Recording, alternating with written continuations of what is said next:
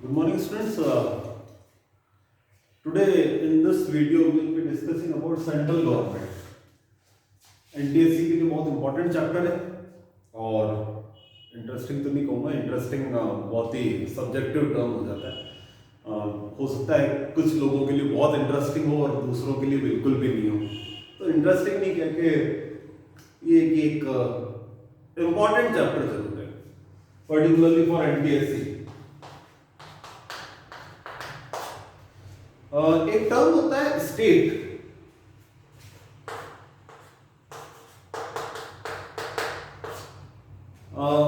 Political science में state एक बहुत ही एब्स्ट्रैक्ट टर्म है जिसको बहुत सही तरह से डिफाइन नहीं किया जा सकता, ना हम फील कर सकते हैं। गवर्नमेंट उसका वो फॉर्म है जो हम देख सकते हैं। स्टेट यानी राज्य। एक तो वो राज्य राजस्थान, एमपी, गुजरात वाले हैं, वो नहीं है। नेशन को जब हम स्टेट कहते हैं तो बहुत ही ब्रॉड टर्म हो जाता है, जिसको डिफाइन करना बहुत मुश्किल है। बट उस स्टेट का जो फॉर्म हम और आप देख सकते हैं, जो उस स्टेट को चला रहा है, दैट इज गवर्नमेंट। गवर्नमेंट में फर्स्ट है सेंट्रल गवर्नमेंट। गवर्नमेंट के तीन ऑर्गन्स होते हैं। हम बात करें government, it has three organs. First organ, legislative assembly जिसमें आती है। Second, executive, and third is judiciary.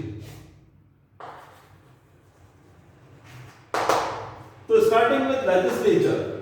Legislature में अगर हम सेंट्रल गवर्नमेंट की बात करें, क्योंकि लेजिस्लेचर के दो पार्ट हो सकते हैं फर्दर, एक सेंट्रल गवर्नमेंट, एक स्टेट गवर्नमेंट यानी प्रोविंशियल गवर्नमेंट जिसे कहते हैं।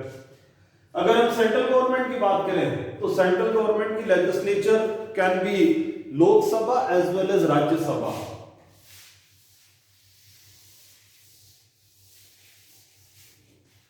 सेंट्रल गवर्नमेंट अगर हम इसकी लेजिस्लेचर की बात करें तो one can be Lok Sabha, second can be Rajya Sabha.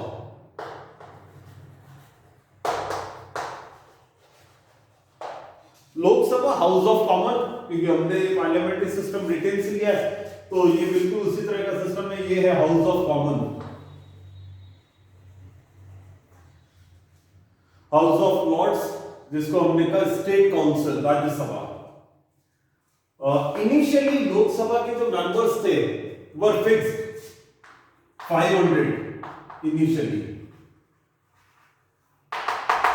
पर बाद में अलग अलग पार्ट्स जुड़ते गए, जैसे गोवा जुड़ा, दमन दीव वगैरह ऐड होते गए। 1987 इट वाज डिसाइडेड 550 + 2, ये मैक्सिमम नंबर है। इतना हो सकता है तो उसके लिए हमें कॉन्स्टिट्यूशन में कोई चेंज नहीं कराना पड़ेगा। And this 550 also was divided as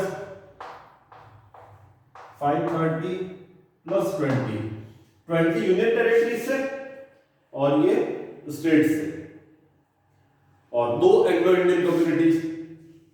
clear?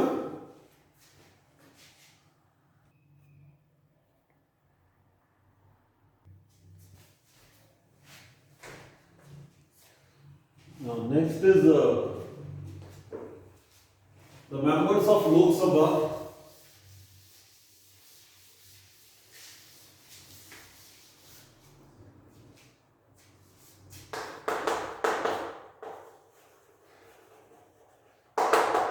Election of the members of Lok Sabha is done by the common people directly. They vote. All the people above 18 years can vote in that election. Those who are in the names in the voter list. Regarding the qualification of the members, ये लोक सभा के लिए आपको अगर elect होना है तो क्या क्या qualifications?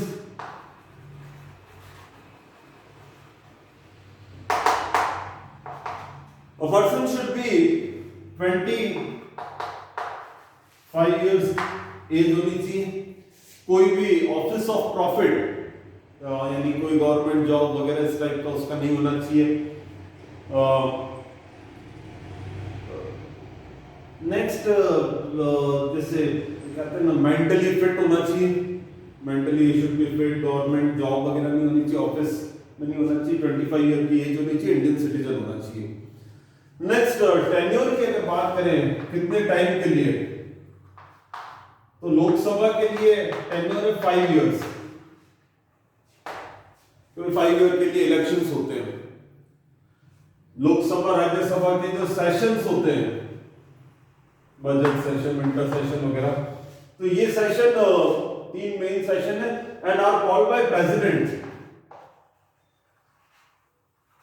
President can summon the session के भाई आपको सेशन बुलाना है, और 2 सेशन के बीच में 6 मंथ से ज्यादा का डिफरेंस नहीं होना चाहिए। एक सेशन और दूसरे सेशन के बीच में 6 महीने से ज्यादा का डिफरेंस नहीं होना चाहिए।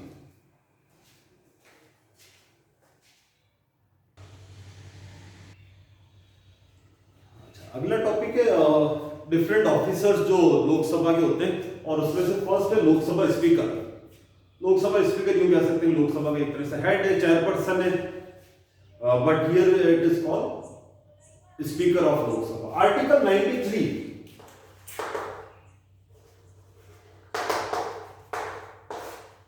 decides या says that there will be a speaker in Lok Sabha and a deputy speaker. Lok Sabha speaker के अलग अलग फंक्शंस, ये इंपॉर्टेंट क्वेश्चन बन जाता है। फर्स्ट फंक्शन है ही चेयर्स द मीटिंग्स, कितनी भी मीटिंग हो रही है Lok Sabha, he is the chairperson, वो हेड है। तो पहला फंक्शन हो गया, he chairs all the meetings of the Lok Sabha. Second, जो भी लोकसभा की कार्यवाही है, एक्टिविटीज है, डिबेट्स है, जो भी डिस्कशंस हैं, वो लोकसभा के स्पीकर की परमिशन से वो डिसाइड करते हैं। तो he decide all the debates etcetera की कब होगी, कैसे होगी, कितना टाइम दिया जाएगा, ये सारी चीजें लोकसभा के स्पीकर का काम। कुछ कमिटीज है, सेलेक्ट कमिटीज है, उनको चेयरपर्सन भी होता है, कुछ को वो हेड करता है, अपॉइंट करता है हेड को, ये भी उसका एक काम है। तो डिफरेंट हेड्स वगैरह को अपॉइंट करने का काम। और सबसे इंपॉर्टेंट कि कोई बिल जो लोकसभा में पेश किया जाता है वो मनी बिल है या नहीं, he decide whether it is a money bill और एन ऑर्डिनरी बिल। ये क्वेश्चन बहुत इंपॉर्टेंट है कि कौन डिसाइड करता है कि बिल जो पेश हुआ है whether it is a money bill और not, Lok Sabha speaker decides. Clear? अच्छा, वो एक तरह से लिंक है प्रेसिडेंट और पार्लियामेंट के बीच में, लोकसभा के बीच में, कि लोकसभा में जो भी एक्टिविटीज, कार्रवाई, डिबेट्स वगैरह होती है, ही इन्फॉर्म द प्रेसिडेंट, क्योंकि हेड ऑफ द स्टेट जो है वो प्रेसिडेंट है। तो ये लोकसभा स्पीकर की जिम्मेदारी है वो सारी इंफॉर्मेशन प्रेसिडेंट को दे। क्लियर?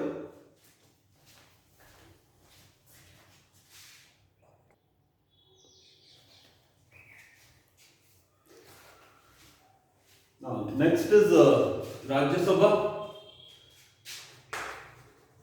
अगर हम ब्रिटिश उससे देखें तो it is the house of lords. हमारे यहाँ पर राज्यसभा राज्यों की council, state council of state भी कह सकते हैं। Next is first point in Rajya Sabha will be the members. अगर नंबर ऑफ मेंबर्स की बात करें तो टोटल 250 मेंबर्स हो सकते हैं। Maximum number of members can be 250, but presently it is 245 only, and these members are also divided into 2 categories.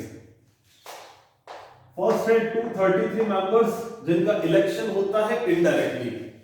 तो state जो लेजिस्लेटिव असेंबली के मेंबर्स यानी एमएलएस हैं, वो लोग चुनते हैं 233 members, and 12 members are nominated by president, जो अपने अपने फील्ड के एक्सपर्ट हैं, चाहे वो आर्ट, ड्रामा, स्पोर्ट्स, किसी दूसरे फील्ड से हो सकते हैं। तो 12 आर नॉमिनेटेड, जिनको प्रेसिडेंट नॉमिनेट करता है, 233 are elected members. Total 245 members हो सकते हैं। अगर क्वालिफिकेशन की बात करें, क्वालिफिकेशन में एक डिफरेंस है। लोकसभा के लिए मिनिमम एज होती है 25, राज्यसभा के लिए ये चेंज हो जाती है 30 इयर्स की एज।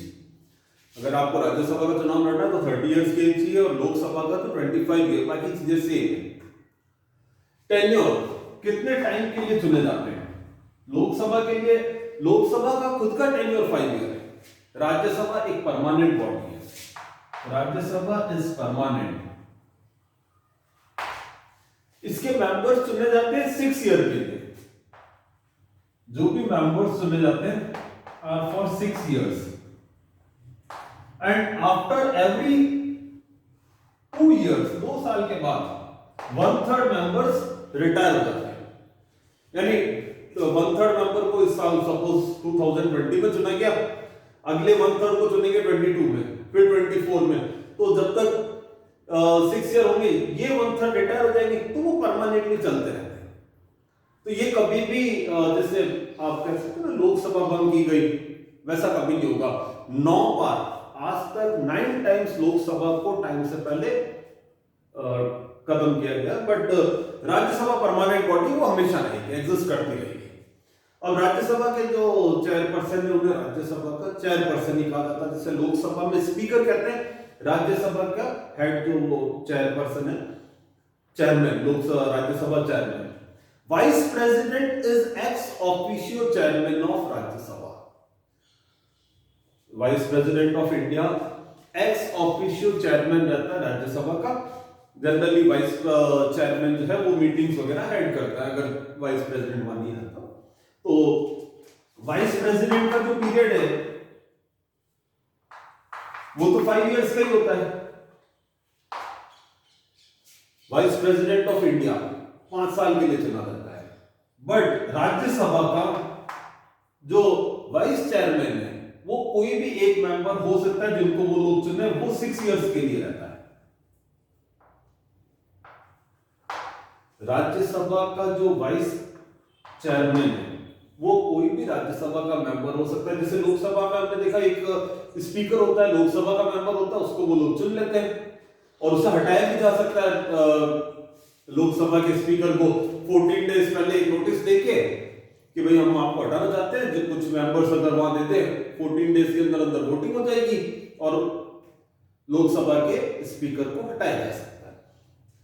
वाइस प्रेसिडेंट चेयरमैन है, अब यहां पर वाइस चेयरमैन का इलेक्शन होता है और वो ठीक वैसे ही जैसे लोकसभा वाला कि भाई किसी एक को चुन लिया और वो 6 ईयर के लिए होता है। ये डिफरेंस है, लोकसभा का 5 year, Rajya Sabha 6 year. Clear?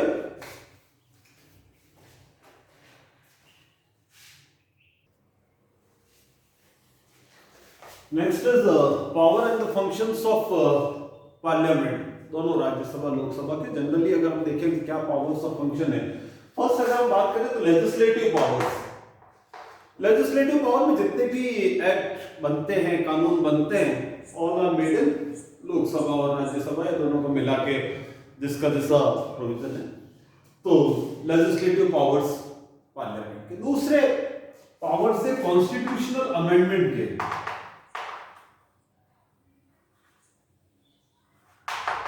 Constitution में जो भी अमेंडमेंट चेंजेस करने हैं, तो दीज चेंजेस या amendments will be done by Lok Sabha, Rajya Sabha. उसके ऊपर हो सकता है किसी पे जनरल नॉर्मली जो कह सकते हैं ना मेजोरिटी से वहां हो सकता है, कुछ स्पेशल मेजोरिटी 2/3 वाली, but it is done in parliament. फिर उसके बाद फाइनेंशियल बजट वगैरह का जो प्रोविजन है लोकसभा में वगैरह में, जो फाइनेंस मिनिस्टर है, वित्त मंत्री है, वो देखते हैं। तो वित्त वाला जो है वो भी पावर पार्लियामेंट के पास रहता है। एडमिनिस्ट्रेटिव पावर, भाई जब तक लोकसभा की मेजोरिटी है प्राइम मिनिस्टर के साथ, he can do all those administrative work, या मिनिस्टर्स कैन डू। अगर लोकसभा से मेजोरिटी नहीं मिलेगी तो it can not be done. तो एडमिनिस्ट्रेशन भी एक तरह से हम कह सकते हैं कि बिकॉज ऑफ पार्लियामेंट है। फिर इलेक्शन, ये इंपॉर्टेंट पॉइंट बन जाता है, इलेक्शन से रिलेटेड पावर्स। जो प्रेसिडेंट का इलेक्शन है,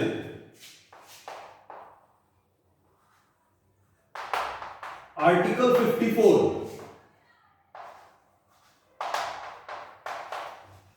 ये पावर देता है कि सब पार्लियामेंट लोग प्रेसिडेंट का इलेक्शन करेगी। तो article 54 gives the power to the parliament for electing president of India. Similarly, Article 66 vice president के इलेक्शन के लिए, प्रेसिडेंट के इलेक्शन में तो एमएलए का भी रहता है, वाइस प्रेसिडेंट का तो लोकसभा राज्यसभा मिलकर ही करते हैं, तो वो आर्टिकल 66 वो पावर देता है कि वोटिंग का। तो ये इलेक्टिव पावर्स की बात कर सकते हैं। फिर आता है कुछ जुडिशियल पावर्स भी होते हैं। जुडिशियल पावर्स में भाई आप सुप्रीम कोर्ट के जजेस वगैरह को हटाने का पावर ये पार्लियामेंट के पास है। इवन प्रेसिडेंट जब इमरजेंसी लगा देते हैं तो उसको भी सपोर्ट पार्लियामेंट का ही चाहिए। अगर पार्लियामेंट सपोर्ट नहीं करे प्रेसिडेंट का तो वो इमरजेंसी भी कैंसिल हो जाएगी। तो ये कुछ जुडिशियल पावर्स भी रहते हैं। तो ये हो गई जनरल। इसके बाद आता है लोकसभा राज्यसभा के इंडिविजुअल भी आरपीएससी में दे रखे हैं, बहुत ज्यादा डिफिकल्ट नहीं है। नेक्स्ट अब वो कर लेते हैं इंडिविजुअली कौन कौन से रहते हैं।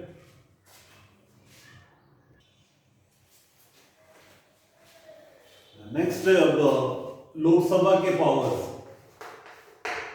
लोकसभा के पावर्स में फर्स्ट लेजिस्लेटिव पावर्स, जो भी कानून बनाने से रिलेटेड पावर है, those are known as legislative powers. Second financial powers. Financial power में एक स्पेशल प्रोविजन आता है आर्टिकल 109। आर्टिकल 109 सेज कि money bill can be presented only in Lok Sabha. Rajya Sabha उसको रिजेक्ट या वो पास करने का नहीं रखती है। 14 डेज में उसको वापस लौटाना होगा। भाई आज अगर राज्यसभा में बिल आता है मनी बिल, तो 14 डेज के अंदर अंदर it has to return back और अपने सजेशन दे सकती है, रिजेक्ट नहीं कर सकती है। तो ये आर्टिकल 109 स्पेशल प्रोविजन है। Then third is control executive. Executive के ऊपर टोटल कंट्रोल रहता है पार्लियामेंट का। प्राइम मिनिस्टर भी अपनी पोजीशन पे तब तक है जब तक कि लोकसभा सपोर्ट करती है। तो लोकसभा का काफी हद तक कंट्रोल रहता है एग्जीक्यूटिव पर। अमेंडमेंट से related, in reference to amendments, एक बहुत इंपॉर्टेंट आर्टिकल है आर्टिकल 368। आर्टिकल 368 ये बताता है कि जो अमेंडमेंट करने का पावर है वो पार्लियामेंट के पास रहता है। तो अमेंडमेंट वाला एक्ट जो है वो आर्टिकल 368 अमेंडमेंट वाला जो आर्टिकल है। ठीक, फिर वापस वही अभी हमने पढ़ा था प्रेसिडेंट के इलेक्शन के लिए आर्टिकल 54। अभी हमने इस 2 मिनट पहले पढ़ा था अमेंडमेंट ये प्रेसिडेंट का इलेक्शन आर्टिकल 54 और राज्यसभा के लिए वाइस प्रेसिडेंट के लिए आर्टिकल 66।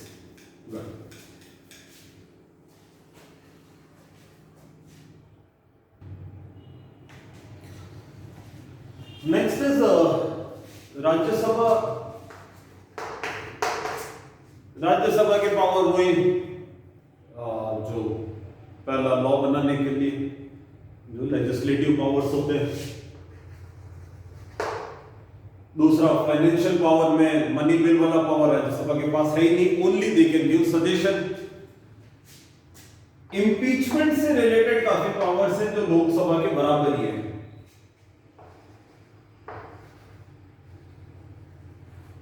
इम्पीचमेंट से आप प्रेसिडेंट को हटाना या सुप्रीम कोर्ट के चीफ जस्टिस वगैरह को हटाने का पावर जो है वो लोकसभा राज्यसभा दोनों के पास है।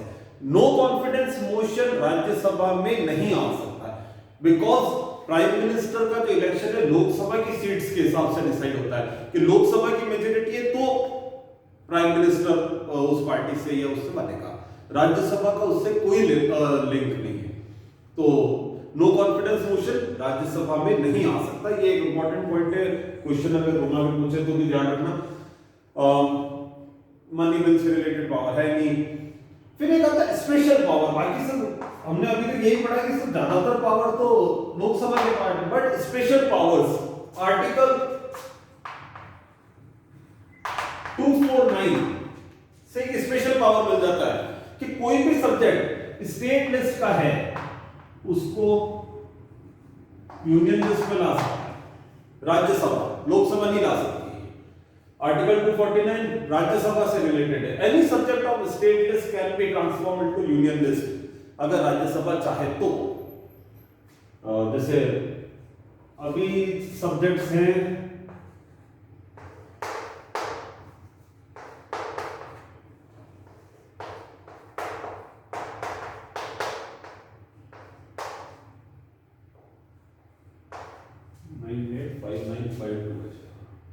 तो इसमें से अगर कोई यूनियन लिस्ट स्टेट लिस्ट का सब्जेक्ट है उसको इधर भेजा जा सकता है। तो ये पावर जो है ये लोक राज्यसभा के पास है। दूसरा, नई न्यू ऑल इंडिया सर्विसेज चालू कराई जा सकती है आर्टिकल 313 से। तो नई ऑल इंडिया लेवल की सर्विसेज जो है वो राज्यसभा चालू करा सकती है आर्टिकल 313 से। सब नॉट 313 312 है, एक इसमें चेंज कर देना, आर्टिकल 312 से न्यू ऑल इंडिया सर्विसेज चालू कराई जा सकती है।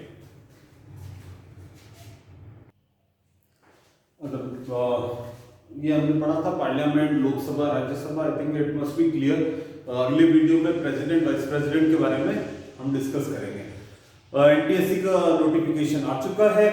नोटिफिकेशन और तो बहुत क्लियर नहीं, बट उसमें एक चीज समझ में आ गई, जो 10th क्लास का सिलेबस है, क्योंकि नोटिफिकेशन में एक लाइन दे रखी है संशोधित सिलेबस, दैट मींस जो चेंज आए। तो 10th क्लास के सिलेबस में कुछ पार्ट हट चुके हैं। 9th क्लास का सिलेबस आरबीएससी के चांसेस ज्यादा है, क्योंकि उसमें ये एक लाइन मेंशन है 9th क्लास का लास्ट ईयर का सिलेबस। तो लास्ट ईयर 9th क्लास में जो सिलेबस था वो आरबीएससी का था, सीबीएसई का सिलेबस इस साल से आया है। तो that is also clear in that notification.